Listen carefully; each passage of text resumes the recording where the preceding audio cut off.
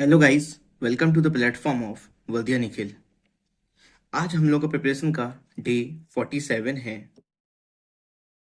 आज हम लोग बेसिकली रिवीजन पे ज़्यादा फोकस करेंगे और न्यू चीज़ें कम ही पढ़ेंगे।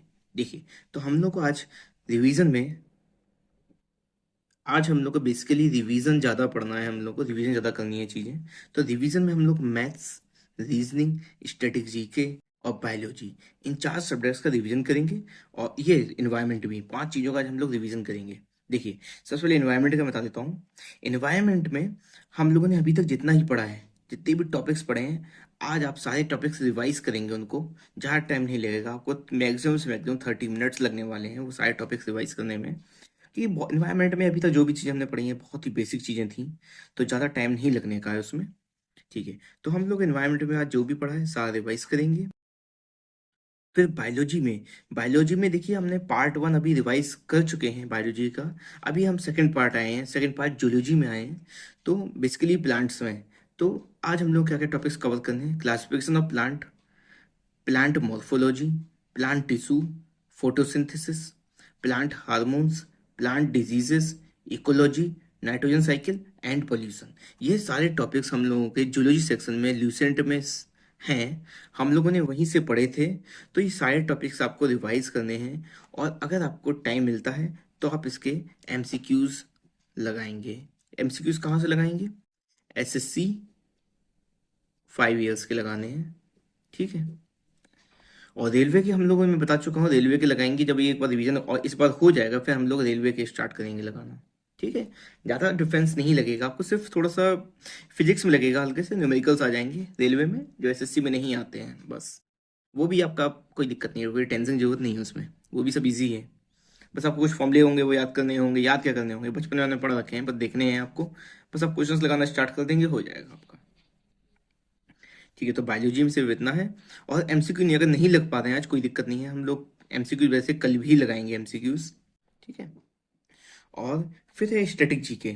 आपको देखिए, स्टैटिक जीके में आज musical instruments, sports, number of players जो होते हैं गेम्स में, ठीक है, मोन्यूमेंट्स, घरानास और पेंटिंग, इतने टॉपिक्स आज सारे आपको पढ़ने हैं। पेंटिंग 1 पेज का है, घराना 1 पेज का, मोन्यूमेंट्स हैं कुछ पेजेस होंगे, नंबर ऑफ प्लेयर्स 1 पेज है, स्पोर्ट्स हाँ थोड़ा है ये बड़ा टॉपिक, और म्यूजिकल इंस्ट्रूमेंट्स ये 1 पेज का है। तो ये सारे टॉपिक्स का रिवाइज करेंगे।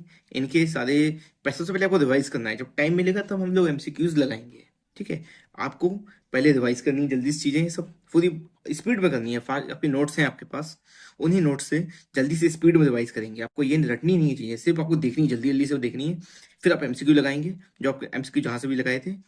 ठीक है, नहीं तो आप नहीं, अगर कहीं नहीं लगाए हैं या जो भी है आपका पहले नहीं लगाए हैं, तो आप एक काम करिए, आप कुछ नहीं करना है आपको, एसएससी के 5 इयर्स लगा लीजिए, बस हो गया, जो आपके लगा चुके हैं एक बार। ठीक है, और रीजनिंग आपको रोज की तरह फना पर प्रैक्टिस करनी है, वो अपने हिसाब से आप देखेंगे। ठीक है, और मैथ्स में आज जो चैप्टर रिवाइज करना है वो है इंडिसेस एंड सर्ट्स। आज आप ये पूरा चैप्टर खत्म कर देंगे। ठीक है, आज ये रिवीजन का हमारा तीसरा चैप्टर है शायद, तो इसको आप रिवाइज कर देंगे पूरा, इसको आज आपको खत्म करना है। और बहुत ही अच्छे से हम लोग मैथ्स कर रहे हैं। ठीक है, बहुत ही स्लो स्पीड में लेके चल रहे हैं, आपका इजीली 90 डेज तक जब वो आएंगे तो मैथ्स आपका हो जाएगा। क्योंकि देखिए, आपका जीके ऑलमोस्ट खत्म ही हो रहा है। ठीक है, रीजनिंग हमारा हो ही चुका है, बस आपका मैथ्स बचा हुआ है। उसको हम धीमे धीमे लेके चलेंगे, और चीज़ें हम अब रिवीजन पे ज़्यादा फोकस करेंगे। अब देखिए, आपको न्यू चैप्टर्स क्या पढ़ने हैं? आपको हिस्ट्री पढ़ना है। हिस्ट्री में आज हम लोग क्या पढ़ना है? वैदिक कल्चर, जो वैदिक एज थी उसके बारे में पूरा पढ़ना है, जो ल्यूसेंट में दिया हुआ है पेज नंबर 27 से 32 तक। ठीक है, तो इसमें बेसिकली हम लोग क्या पढ़ने हैं? इसमें हम लोग को बेसिकली जो हमारे 4 वेदास हैं, ठीक है, वो देखने हैं। और जो हमारे शास्त्राज हैं वो देखने हैं आपको। ठीक है, और जैसे आपका ब्राह्मणाज हैं वो देखने हैं। ठीक है, और अरंक्या, अरंक्याज, ठीक है, उपनिषद, उपनिषद्स, ये देखने हैं आपको। ठीक है, वेदांगाज देखने हैं, वेदांगाज, और उपवेदा जो होते हैं हमारे, पुराणाज हैं। इसमें तीज दर्शनाज होते हैं हमारे, दर्शन होता है जो, वो होता क्या है, बस इतना पता होना चाहिए और ज़्यादा कुछ मतलब नहीं है।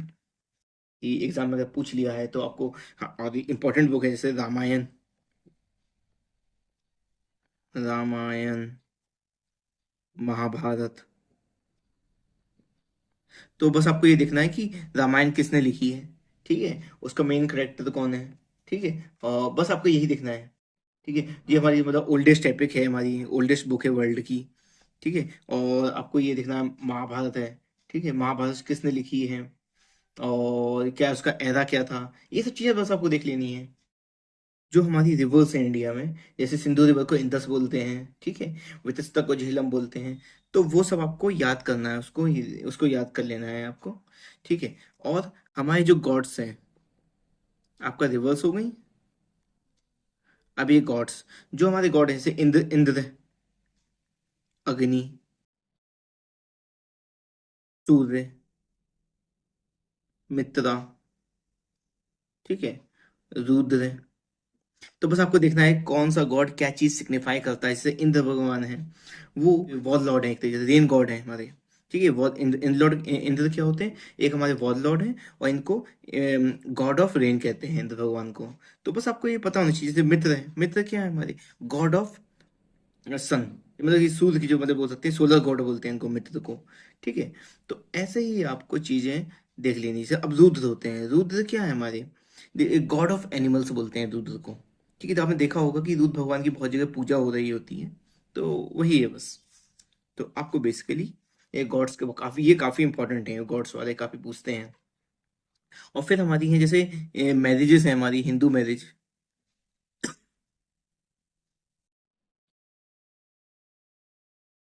जो हमारी हिंदू मैरिजेस हैं, कुछ शायद 8 टाइप की मैरिज होंगी, वो सारी मैरिजेस आपको 8 से 9 जो भी है टाइप्स हैं, वो देख लेनी है। कि जैसे मान लो आपका गंधर्व विवाह होता है, तो गंधर्व विवाह क्या है, ये हमारी है लव मैरिज, जो आजकल बहुत हो रही है। ऐसा नहीं है कि लव मैरिज अभी से स्टार्ट हुई है, पहले भी होती थी, हम लोग उसको बोलते थे गंधर्व विवाह। और जैसे एक होता है राक्षस, राक्षस विवाह होता है, ठीक है। तो ये मतलब क्या होता था कि पहले जो होते थे लोग, जो किसी की लड़की को उठा के लेके आ गए, ठीक, किडनैप कर ली लड़की और उससे शादी कर ली, वो होता था राक्षस विवाह, ठीक है। तो ऐसे हमारे यहाँ बहुत सारे टाइप्स की मैरिजेस हैं, हिंदू मैरिजेस, वो सब आपको देख लेनी है क्या है। और ये जो राक्षस विवाह होता है, सबसे सबसे नीचा वाला बोलते थे इसको, कि सबसे नीचा वाला काम किया है लोगों ने, ठीक है। तो ये, और दूसरा होता था जैसे पारिश्या विवाह, ठीक है। तो उसमें, हाँ, आप देख सकते हैं कि उसमें जो भी है, मैं ज़्यादा उसके अंदर नहीं जाऊंगा, जब बुक में देखेंगे आपको पता चल जाएगा। ये और भी बेकार, मतलब और भी बेकार है ये मैरिज। तो इस टाइप को बस आपको पता होना चाहिए क्या है, वो आपको एक बार रीड करेंगे, आपको एक ही बार में याद हो जाएगा, बहुत इजी इजी याद हो जाएगा। और फिर उसके बाद आपको जो इम्पोर्टेंट है, वो जनपदास, जो हमारे महाजनपद हैं, जो हमारे महाजनपद हैं, वो जैसे, मतलब कि उनके बारे में, उनकी कैपिटल क्या थी। जैसे अंगा था, तो अंगा की कैपिटल क्या थी, चंपा थी, ठीक है। वज्जी था, वज्जी की कैपिटल क्या थी, वैशाली थी। तो भी सब ये आपको चीजें, मतलब बस देखेंगे एक बार, ये इसको याद कर लेना है, ये काफी इंपॉर्टेंट है ये वाला जनपदास वाला, ठीक है। इसको देख लेंगे। और फिर हमारा बचा पॉलिटी। पॉलिटी में देखिए क्या पढ़ना है। पॉलिटी में आज हम लोगों को बेसिकली पढ़ना है पार्ट 9 और पार्ट 9A। पार्ट 9 क्या है हमारा, पंचायत से। और पार्ट 9A है, वो है हमारा म्यूनिसपैलिटीज, ठीक है। उसके आर्टिकल्स ही हैं, ये इंपॉर्टेंट नहीं है आर्टिकल्स इसमें। इसमें बेसिकली हमारा इंपॉर्टेंट क्या क्या है, वो मैं आपको बता देता हूँ। इसमें जैसे आपका इंपॉर्टेंट हो गया है बलवंत राय कमेटी, बलवंत राय, ठीक है, बलवंत राय कमेटी आपकी इंपॉर्टेंट है। अशोक मेहता कमेटी होती है, अशोक मेहता, ठीक है। तो ये 2 कमेटी हैं जो सबसे इंपॉर्टेंट है। और भी कमिटीज हैं, कमेटी जैसे है सिंघवी कमेटी है, पर मैं इसको इंपॉर्टेंट नहीं बोलूंगा, 2 ही बस इंपॉर्टेंट है आपके लिए, Balwant Rai committee, Ashok Mehta committee. Exam में अगर क्वेश्चन आना है तो इन्हीं 2 कमेटी से आएगा, क्योंकि बलवंत राय कमेटी ने क्या सबसे इंपॉर्टेंट है, बलवंत राय कमेटी, उसने क्या बोला था कि जो हमारा 3 टायर सिस्टम है ना, आज के समय जो हम फॉलो कर रहे हैं, वो बलवंत राय कमेटी ने ही दिया था। तो थ्री टायर सिस्टम क्या है हमारा, ग्राम पंचायत, पंचायत समिति और जिला परिषद। तो ये अंदर काफी चीजें हैं इसके, वो सब चीजें आपको पढ़नी होंगी इसमें, ये काफी इंपॉर्टेंट है। जैसे आपको इसमें टॉपिक रहेगा ग्राम सभा रहेगा, जो अशोक मेहता कमेटी है उसने क्या बताया है कि हमारी मंडल पंचायत और जिला परिषद है, ठीक है। दो दो टायर 2 टायर सिस्टम बोला है इसने। जो बलवंत राय कमेटी है इसने बोला 3 टायर सिस्टम, और अशोक मेहता कमेटी ने बोला है 2 टायर सिस्टम। ठीक है, तो बस हम लोग को इसके बारे में पढ़ लेना है, ये काफ़ी आपका इंपॉर्टेंट है। और फिर आपका ही म्यूनिसपैलिटीज़। म्यूनिसपैलिटीज़ में इंपॉर्टेंट है, पर मैं इसको ज़्यादा इंपॉर्टेंट बोलूँगा पंचायत को। ठीक है, म्यूनिसपैलिटीज़ बिल्कुल छोटा सा टॉपिक है। ठीक है, उसमें आपको बेसिक बेसिक चीज़ें देख लेनी है कि इसमें भी 3 टायर सिस्टम हम फॉलो करते हैं। ये नगर पंचायत, म्यूनिसिपल काउंसिल काउंसिल होती है, और municipal corporation, 3 tier system follow करते हैं इसको भी हम लोग। ठीक है, तो इसमें आप बेसिक बेसिक चीज़ें आप देख लेंगे। बस आपको जो एग्ज़ाम के लिए इंपॉर्टेंट है, बस कोई आर्टिकल इन सब चीज़ों में याद नहीं करना है। अगर एग्ज़ाम में कभी आर्टिकल पूछा भी गया है तो आप उसको लीव कर दीजिए। जो पंचायत और म्यूनिसपैलिटी का जो आर्टिकल है 243 है बस। और आपकी जो अंदर चीज़ें हैं वो पढ़नी रहेंगी आपको। तो बस आज के लिए इतना ही। डे 47 में हम लोग बेसिकली रिवीजन पे ज़्यादा फोकस कर रहे हैं। Thank you.